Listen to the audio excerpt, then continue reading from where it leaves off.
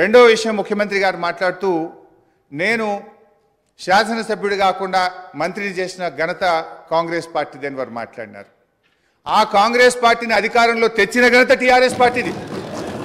ఆ రోజు చంద్రబాబు నాయుడు గారు తెలుగుదేశం హయాంలో వీరు ఓడిపోయి కనీసం ప్రతిపక్ష హోదా దక్కకుండా పూర్తిగా దిగజారిపోయినటువంటి కాంగ్రెస్ పార్టీకి జీవం పోసింది కేసీఆర్ గారు, టీఆర్ఎస్ పార్టీ.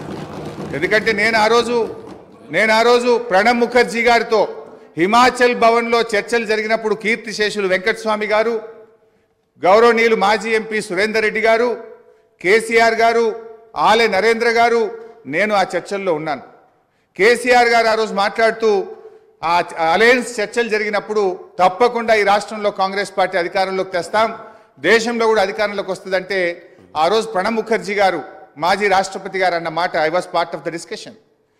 చంద్రశేఖర్ గారు మీరు అన్నట్టు నిజంగా కాంగ్రెస్ పార్టీ అధికారంలోకి వస్తే నువ్వు నా ఇంట్లో కూర్చొని తెలంగాణ రాష్ట్రం తీసుకొని పో, నిజంగా అధికారంలోకి వస్తుందా అని ఆయన అన్నారు. ఆ రోజు మేం పొత్తు పెట్టుకోవడం వల్లనే ఆ రోజు కాంగ్రెస్ పార్టీ అధికారంలోకి వచ్చింది తప్ప మీరేదో గెలిస్తే మాకు పదవులు ఇచ్చారు కాదు. మేము కాంగ్రెస్ పార్టీకి భిక్ష పెట్టినాం, మేము కాంగ్రెస్ పార్టీని అధికారంలో తేవడానికి ఆ రోజు సహకరించమనే విషయాన్ని గుర్తు చేస్తా ఉన్నా.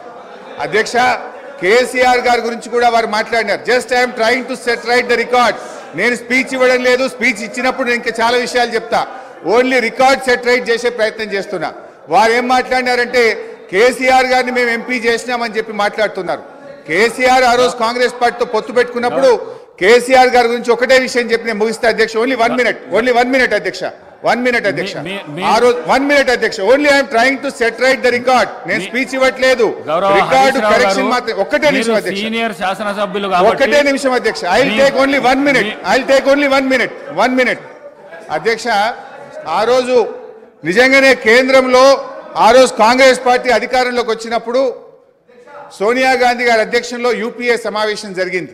ఆ యూపీఏ సమావేశంలో సోనియా గాంధీ గారు కేంద్ర మంత్రివర్గంలో కేసీఆర్ గారిని చేరమన్నప్పుడు కేసీఆర్ గారు ఒక మాట చెప్పారు, కామన్ మినిమం ప్రోగ్రాంలో తెలంగాణ అంశం పెడితేనే నేను క్యాబినెట్లో చేరతా, నేను పదవుల కోసం రాలేదు, తెలంగాణ కోసం ఢిల్లీకి వచ్చినా అని చెప్పిండు కేసీఆర్ గారు.